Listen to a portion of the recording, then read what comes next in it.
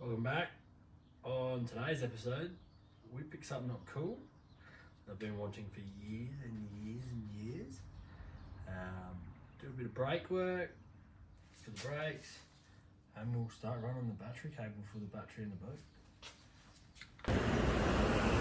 I wonder what we're up to today. Well, we're on our way to pick up something pretty cool, something I've been wanting. Every man sort of wants one, I guess.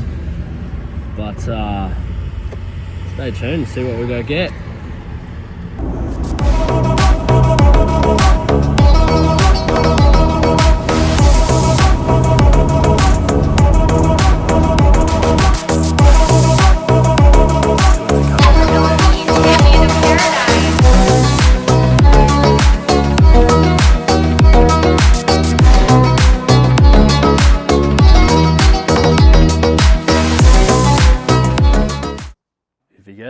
You guessed it.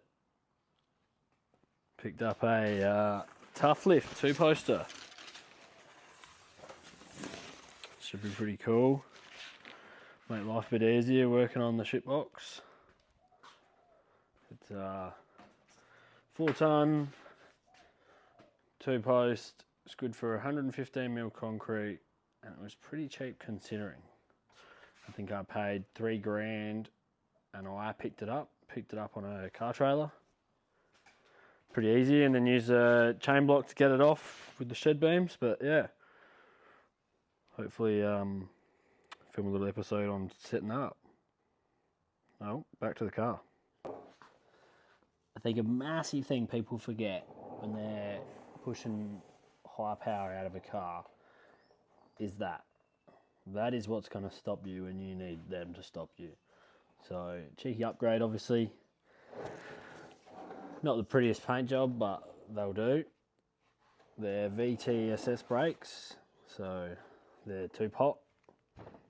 Again, not the prettiest paint job, they're second hand, but they'll do. Biggest thing too is when messing around with brakes, make sure the slides work. Otherwise, you will get uneven wear on your rotor and your pads.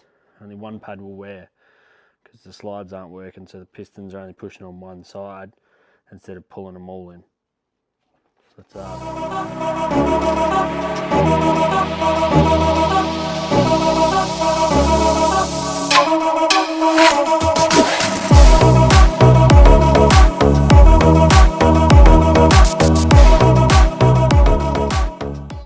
I'm going to never see these bad boys.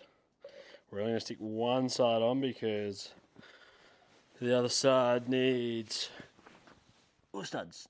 So I'll get a new set of them.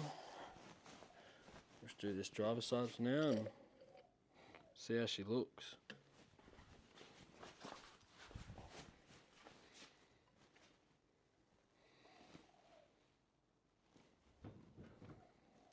Let's make sure it's the right one.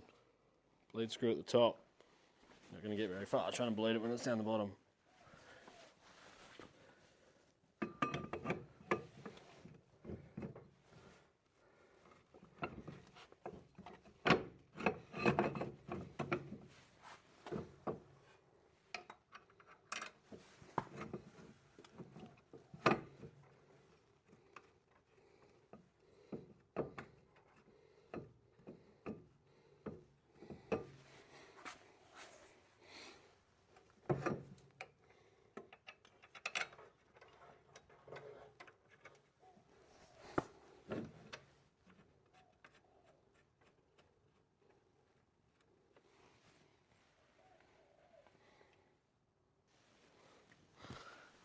And that's one on.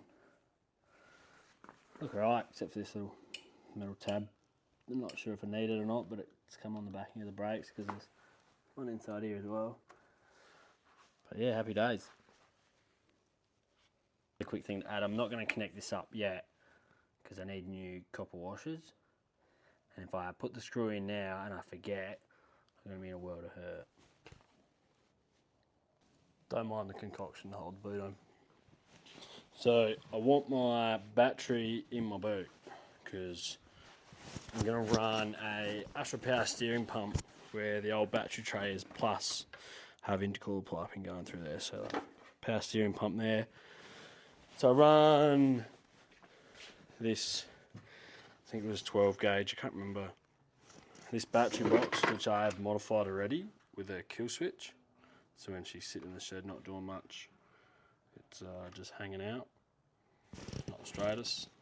But yeah, so that's going to go in the boot. I want to run it inside the car, so don't mind the shit that's in here. So I want to run it pretty much here. I've already pre-drilled holes. Not sure if I want to cut the carpet or not yet, but if not, I can still run the cable through the grommets, all through this little plate here, see what happens. I'll get the battery box and place it in.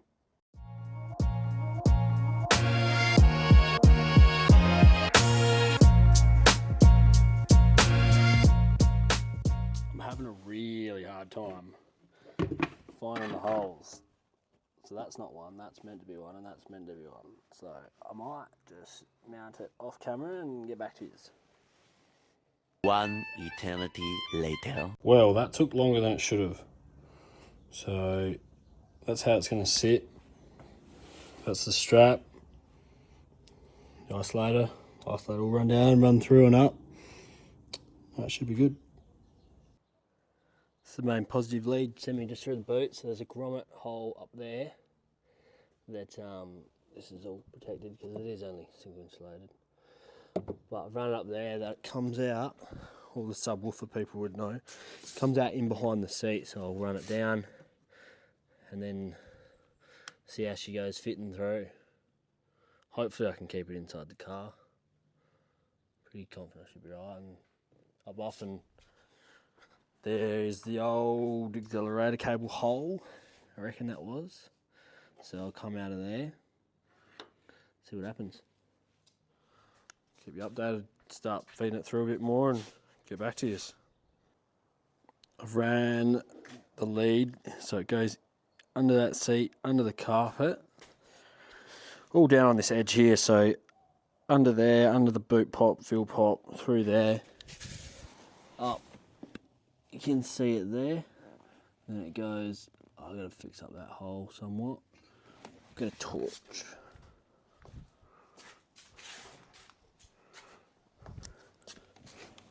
Up there and out. I'll put it in Corrie and whatnot, but that's it. The cable's probably excessive for what it is, but I got given it, so I'm not going to say no. So I'll run it down and I'll mount a positive terminal somewhere around here.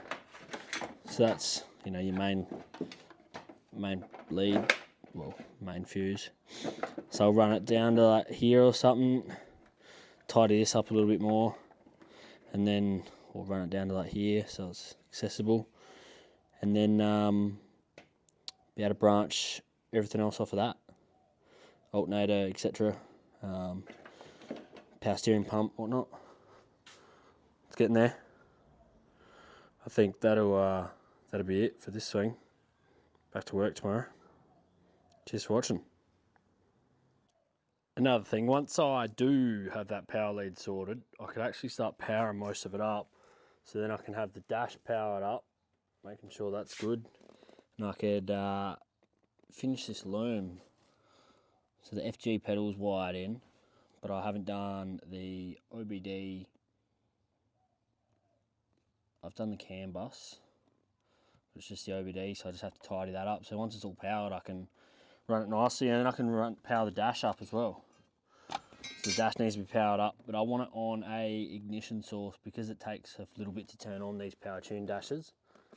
I want it to turn on before the car is actually running. So the factory fuel gauge should still work, hopefully. Temp gauge won't, that'll be on the screen, but happy days.